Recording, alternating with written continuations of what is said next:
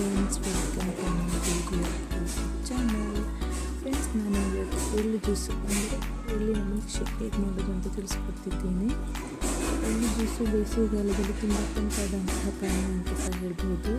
ಎಳ್ಳು ಜ್ಯೂಸು ಮಾಡಲಿಕ್ಕೆ ಮೊದಲಿಂದಾಗಿ 1 ಕಪ್ ಎಳ್ಳು ನಾನಿಲ್ಲಿ ಬಿಳಿ ತಗೊಂಡಿದ್ದೇನೆ. ನಂತರ ಬೆಲ್ಲ ನಾನಿಲ್ಲಿ ಪುಡಿ ಬೆಲ್ಲ ತಗೊಂಡಿದ್ದೇನೆ. 2 ಏಲಕ್ಕಿ, ಚಿಕ್ಕದಾದರೆ 2, ದೊಡ್ಡದಾದರೆ 1 ಏಲಕ್ಕಿ, 100 ಪೌಡರ್ ತಗೊಂಡು ನಂತರ ಎಳ್ಳನ್ನು ಚೆನ್ನಾಗಿ ನೀಟಾಗಿ ವಾಶ್ ಮಾಡ್ಕೋಬೇಕು. ಫ್ರೆಂಡ್ಸ್, ವಾಶ್ ಆದ ನಂತರ ಒಂದು ಮಿಕ್ಸಿ ಜಾರಿಗೆ ವಾಶ್ ಮಾಡಿಕೊಂಡಿರುವಂತಹ ಎಳ್ಳು ಹಾಗೂ ಬೆಲ್ಲ ಹಾಗೂ ಏಲಕ್ಕಿ ಈ 3 ಪದಾರ್ಥಗಳನ್ನು ಚೆನ್ನಾಗಿ ಅರೆದುಕೊಳ್ಬೇಕು.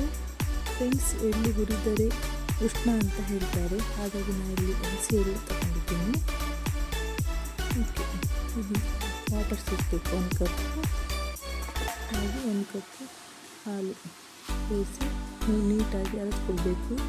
ನಂತರ ಒಂದು ಪಾತ್ರೆಗೆ ಸರ್ವ್ ಮಾಡಿ 1 ಕಪ್ ಆಗುವಷ್ಟು ಹಾಲು ಹಾಗೂ ವಾಟರ್ ಸೇರಿಸಿ ಚೆನ್ನಾಗಿ ಶೇಕ್ ಮಾಡ್ಕೋಬೇಕು.